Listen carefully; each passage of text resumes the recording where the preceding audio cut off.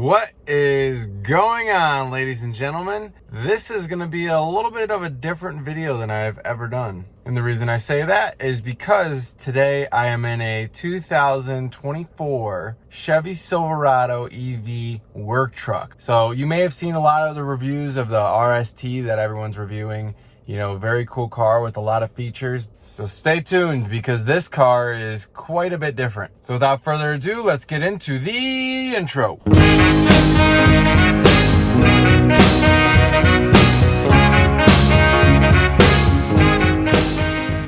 Now, taking a look at the steering wheel, on the left-hand side, you have all your cruise control settings right here. So your cruise control off, cruise control on, your cruise control set if you go down, cruise control restore if you go up, and up also doubles as a faster button for your cruise control, and down also doubles as a slower button for your cruise control. This will change your distance keep right here. So I have currently 2 bars going and it says automatic shutdown in 3 minutes because this is an EV and it's trying to save as much power as possible. Now on the right hand side of the steering wheel, you have your Siri button. Let's click this music button.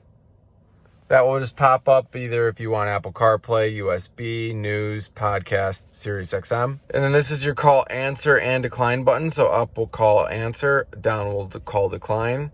Up and down will go up and down on your screen right here. And this will toggle through all your screen settings. So you have a few gauge clusters on whichever one you think is best. You can pick whichever one you like most. I think this one is the best looking. Now, since this is the work truck, I have never driven the RST, so I can't tell you about the RST, but this steering wheel is very, very cheap feeling.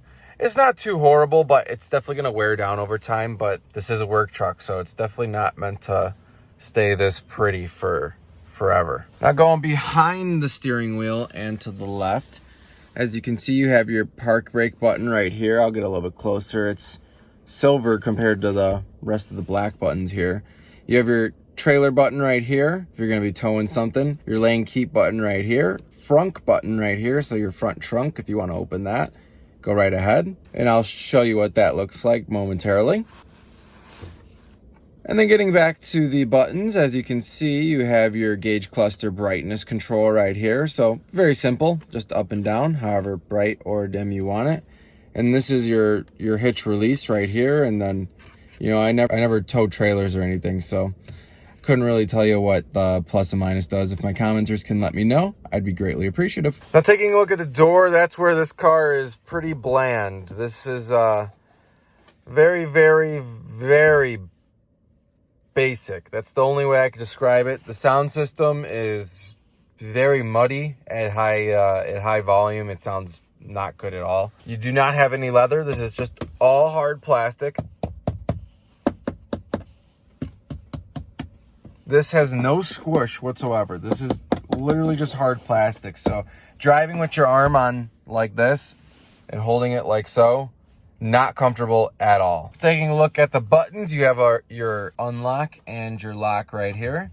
Your door latch right here. 4 windows right here, none are automatic. And then you have your 2 mirror controls for your left and your right, and then simply just adjust them, same as pretty much every other car. Now taking a look at the stalks, as you can see, you have your column shifter right here, and I am a very big fan. Tesla has pretty much the same thing, but I'm pushing directly down on it, and that's how you would put a Tesla into drive, and it doesn't do that. In order to put your car into drive, you have to pull in and then down.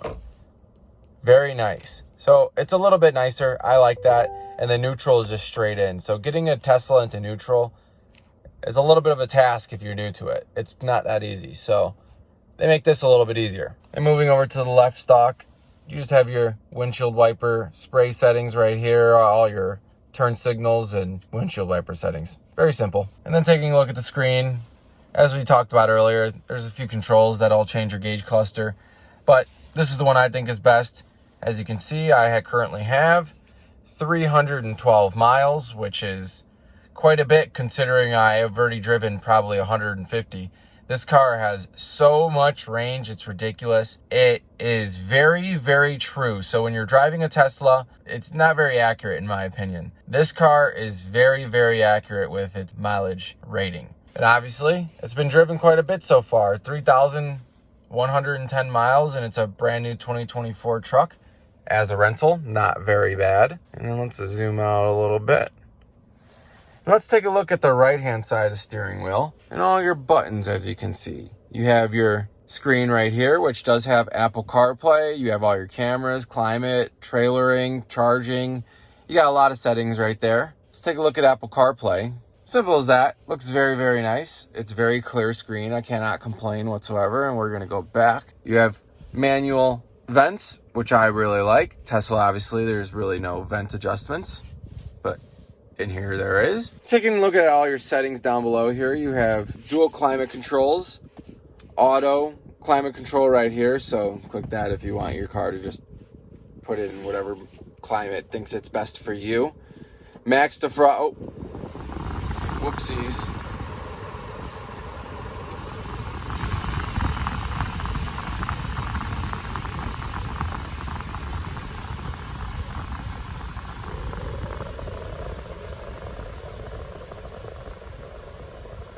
As you can see, it took a while to actually slow down, but yeah, max defrost here. They're very sensitive buttons on your rear. Max defrost on your rear here. Your fan slower, fan higher. Recirculate the air, which is kind of a neat little thing. They put a little truck instead of a car, so they made it a little bit custom for this car or for the trucks in the Chevy lineup. You have your AC control right here, and then your heat control right here.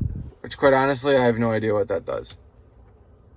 Oh, heat. I think heat turns on your heat and AC is for your AC. So I guess you have to click a separate button if you want to get the max heat or the max AC. Underneath, you have a lot of storage right here. This is not a wireless charger. As you can see, you do have a little old Chevy truck right there. That's the first one ever made. And then here's our brand new Silverado EV right underneath that. 3 lines signifying the an E for EV. You have a 12-volt DC charger right here, 2 USB-C chargers right here, and then just a great place to set your phone. You could have your charger sitting up right here and got a little notch so it's not sitting all funky. A lot of storage underneath here, and as you can see, you got to put a charger down there. And then you got 2 cup holders here, 2 cup holders here, 2 cup holders here, and 2 cup holders right there. So lots of cup holders, that's for sure. A little bit of storage right here as well. And then if you lift up, you got a whole lot more bucket storage in here. It's definitely not super pretty. It's just a plastic bucket, but very nice. Now you do have a little bit more storage right here for a phone or your keys or whatever you want. You got a little bit more storage right here for whatever you want there. Glove compartment is pretty spacious. Nothing too big or too small. And then taking a look at the seats, I've heard some reviewers say that these are not very nice, and I beg to differ. I think these are very, very nice seats. Super comfy. Really have nothing bad to say about them. Whole lot of space down below. That's for darn sure. You do not have any problem sitting back here if you're a very big person. Big meaning tall. And also, as you can see, you have no hood vent right here, or hood grill. It's just a flat piece of plastic. You do have a little bit of a vent here with a camera right there. Really nice, sharp looking headlights, which these do illuminate at night as well, which, as you can see, I showed you earlier. Walking to the side of the car, you do not have the 24-inch rims that Doug DeMuro was talking about. These are 18-inch rims, 18-inch wheels, I should say. So 265/70 R18s. Taking a walk to the side, as you can see, you got your Silverado logo there with the blue 3 lines. And obviously a lot of people say that this looks like the Chevy Avalanche, which I would tend to agree. And one thing that a lot of people want to see is the split gate here where you can open this up. And in the work truck, at least not in this one, you cannot. There's absolutely nothing you can do. This is just a pretty substandard bed. It's nothing too big, nothing too small. It would do you good if you're not hauling anything too long, but there's nothing to do here. You do have some chargers. You don't have the split tailgate. You open it up, That's all you get. This is all you get. You do have the extra step here. I mean, that's nice, but that's pretty much in every single truck nowadays. You have nice, relatively new looking taillights. They look pretty similar to the old Silverado, I guess, the 2023 model of the gas-powered WT, just a standard work truck. This is an all-wheel drive car. And then coming from the factory, you do have pretty nice runners that are aerodynamic, as you can see. Chevy doesn't want a bunch of air going underneath and catching. So that's why they did this as well with the weird slant like the Chevy Avalanche. It's just to be a little bit more aerodynamic.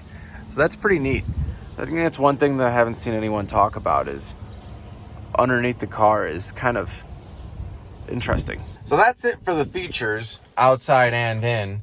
There's really not too much to this work truck compared to the RST. There's not too many frills, if you will. Is it worth $70,000? Absolutely not. This truck is not a $70,000 truck, although the range is just out of this world. No one's beating this range right now. 450 miles, besides Lucid, unless you want to spend, $100,000 on a Lucid that has, the huge range. I think it's like 550 or something like that. Then you're kind of stuck with this truck. Now, if you go back a year ago and watch Doug DeMuro's video on the Chevy Silverado RST, he was saying that the work truck was going to be marketed at $40,000, which would have been a bargain. That would have been a very good deal for this truck. The RST was around 107, and they were going to have a million models in between. Now, that doesn't seem like the case anymore. Obviously, Chevy changed their mind when they told Doug the initial prices that they were going to be charging for this truck. And wow, what a disappointment. Wow. And it seems like a lot of other people are disappointed as well. As you can see, this car is just full of plastic. There's no heads-up display, although it does have the little slot for where it would be if you did have it. It's very, very basic. And for $70,000 for a basic work truck that doesn't have power seats, it does have a power steering wheel, but no power seats, no split tailgate, no thing where you can open this up completely. There's none of that. $70,000, that's insane. You probably would be better off going on Marketplace and getting yourself a Chevy 2500, 1500, whatever.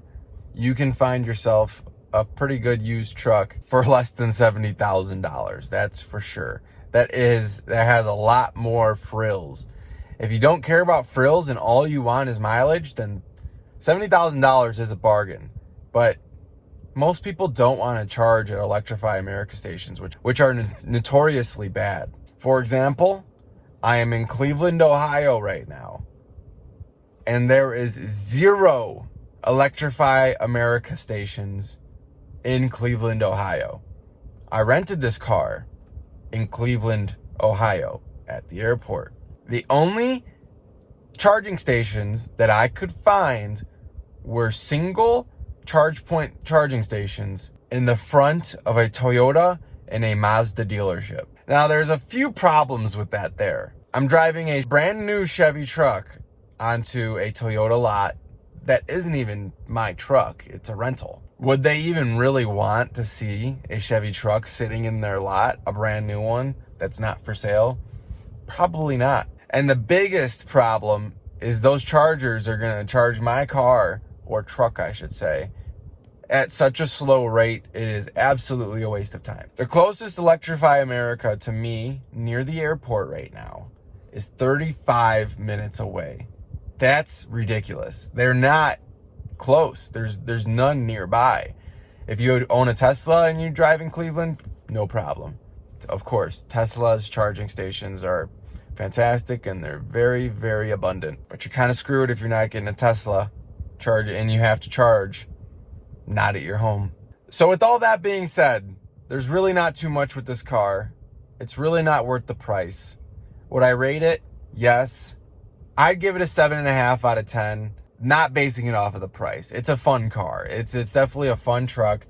Although it's basic, it is fast, it's fun to play around with, and electric is just pretty cool. Now, if I missed anything that you would have liked to see, please let me know in the comment section below. I try and show you guys every little feature that I can find on the car, but you know, sometimes I miss them. So with all that being said, please make sure to have a great day. Stay for the end of the video because I picked some hand-selected music. It was hand-selected by me for you.